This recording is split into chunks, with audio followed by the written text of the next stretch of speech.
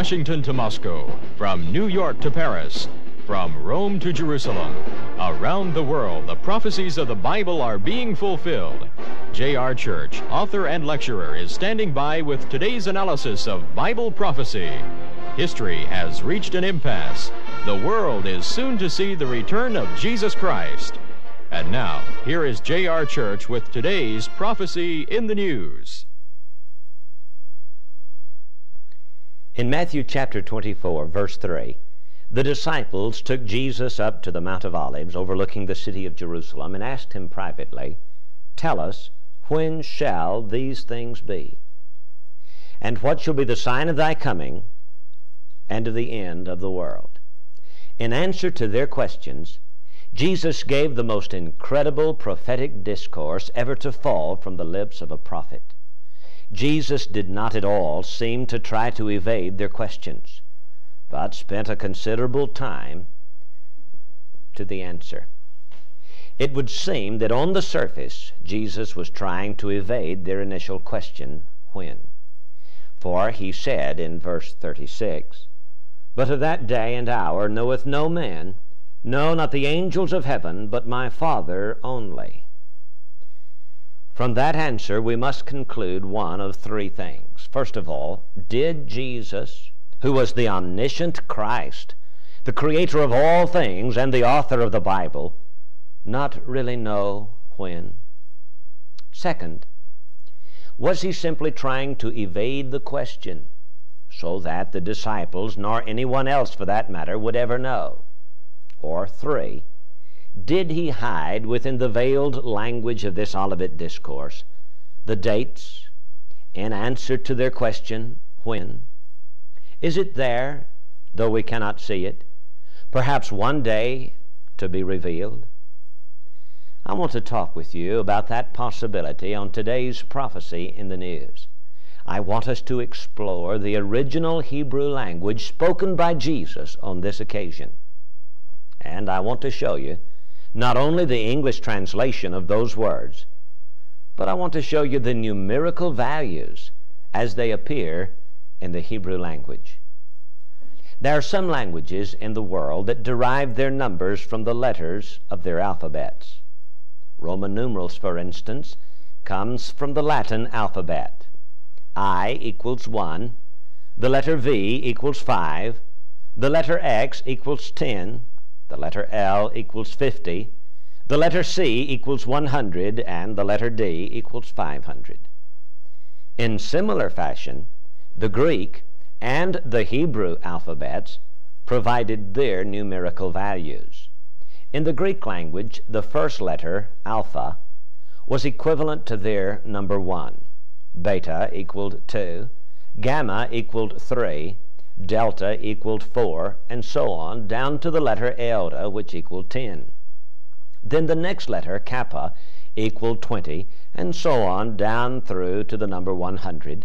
Then the next letter, sigma, equaled 200, tau, 300, and so on, down to the last letter, omega, which equaled 800.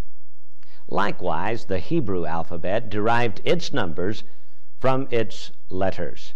The first 10 letters were equivalent to the numbers 1 through 10.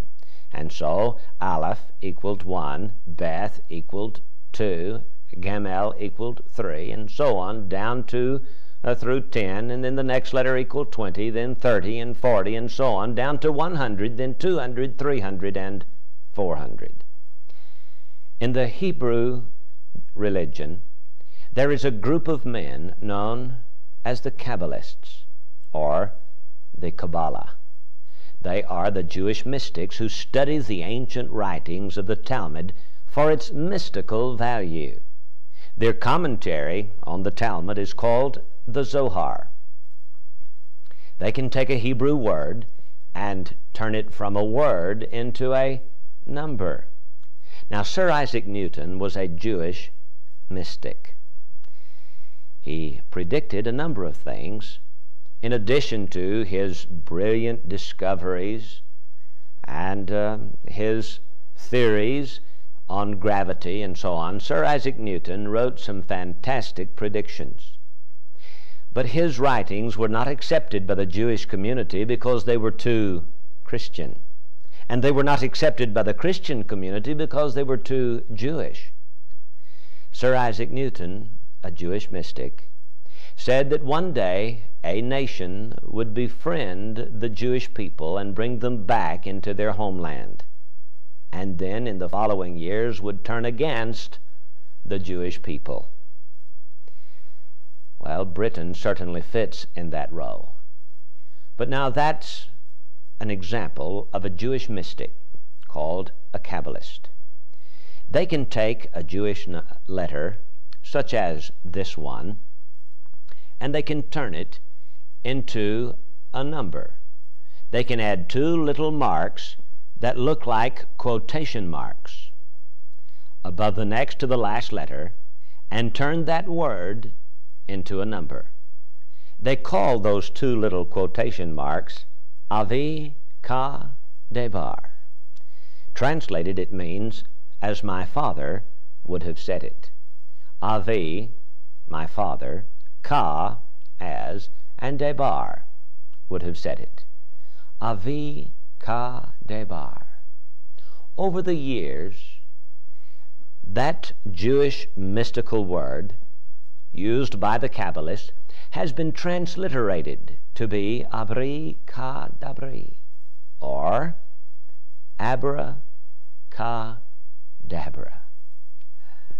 So let us take some key words from the Olivet Discourse, where Jesus gives the signs of the times concerning the destruction of Jerusalem, the sign of his second coming, and of the end of the world. In Luke chapter 21, verse 20, Luke's account of the Olivet Discourse has Jesus foretelling the destruction of Jerusalem. And when ye shall see Jerusalem compassed with armies, then know that the desolation thereof is nigh. Jerusalem and the desolation thereof. In the original language of the Hebrew, Jesus was actually saying the Gentile nations are going to destroy Jerusalem. They're going to leave it desolate. They will make a tell of Jerusalem. Now, a tell is a heap, an archaeological heap. The original Hebrew looks like this. Goyim to tell Yerushalayim. Now let us take the words Goyim to tell Yerushalayim and find its numerical value. First, we must use the sign of the Jewish Kabbalists, Avi Ka Debar. Now the word becomes a number. Aleph equals 3. Ta equals 400. Another ta equals 400, total 800. And Dalamid equals 30. So here we have the number 3830, or 3,830. Jesus said, Goyim to tell Yerushalayim, or the Gentile nations will make a tell or archaeological heap of Jerusalem. 3830. Now let's suppose that Jesus was giving the disciples the date in the Jewish calendar for the destruction of Jerusalem. The year 3830 in the Jewish calendar translates into our Gregorian calendar the year 70 A.D. Could it be that Jesus was using mystical language, words that had numerical values, that actually corresponded to the date that event would take place, and thus was answering the question of the disciples, when shall these things be? In the Jewish calendar year of 3830, or 70 A.D., Titus and the Roman soldiers besieged the city of Jerusalem, destroyed the temple built by Herod, and crucified tens of thousands of Jews. According to Josephus Flavius, There were so many crosses in and around Jerusalem that there was found no more wood with which to make crosses. The Roman soldiers crucified as many as 4 people on one cross. The great Herod's temple was burned to the ground. The crown of gold that skirted the roof of the temple began to melt and ran down in the cracks between the stones. When the Roman soldiers discovered the gold, they tore apart every stone in an effort to retrieve the gold. Thus the prophecy of Jesus was literally fulfilled. Not one stone was left upon another that was not thrown down. Goyim to tell Yerushalayim, Jesus said, the Gentile nations will make a destruction or tell of Jerusalem. 3830 in the Jewish calendar, 70 A.D. Goyim to tell Yerushalayim, Jesus said, the Gentile nations will make a destruction of Jerusalem. 3830 in the Jewish calendar, 70 A.D. Well, let's look a bit further. In Luke chapter 21, verse 25, Jesus said, and there shall be signs in the sun and in the moon and in the stars, and upon the earth distress of nations with perplexity, the sea and the waves roaring. Distress of nations, or the shaking of the nations. In Matthew, Jesus put it this way. He said, nation shall rise against nation, kingdom against kingdom. He said, there shall be wars and rumors of wars. Distress of nations. In the original Hebrew, it looks like this.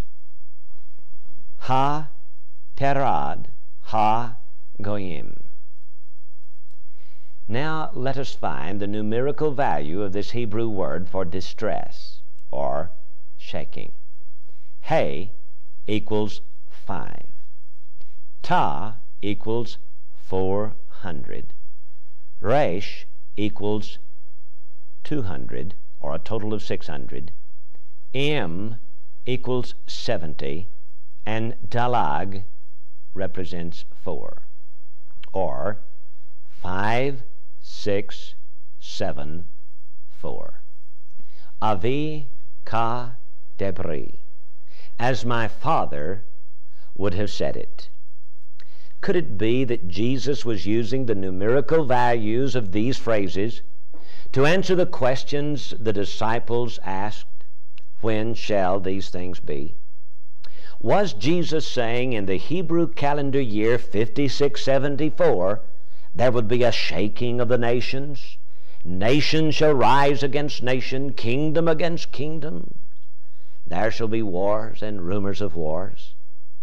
The year 5674, converted to our Gregorian calendar, equals the year 1914 and the beginning of World War I.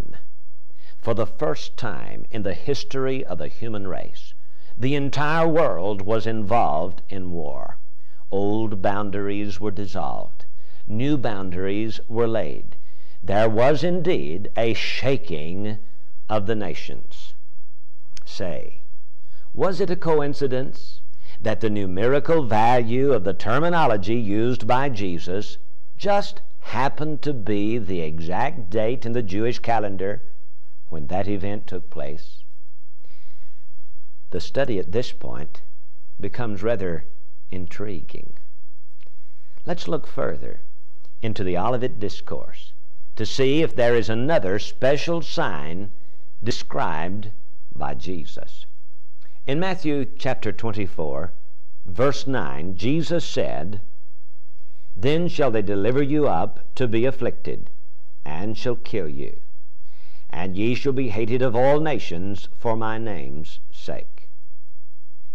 At this point, Jesus begins to describe to his disciples a persecution that shall befall the Jewish people in the end time. The word kill in this verse is the same one used in the Ten Commandments. Thou shalt not kill, or thou shalt not commit murder. And so here, Jesus talks about the murder. The original Hebrew word looks like this: ha-terazah.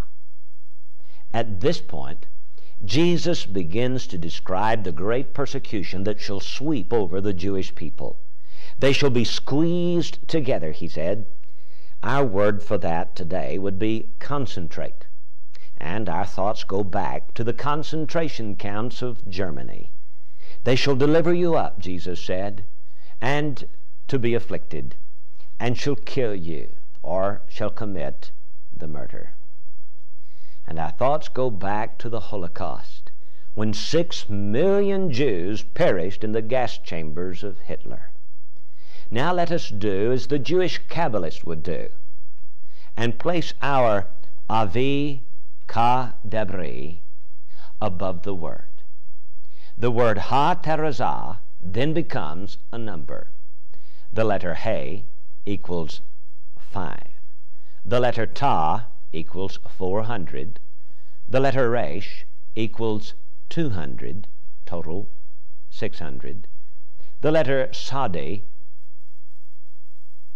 equals 90, and the letter het equals 8, or a numerical value of 5, 6, 9, 8.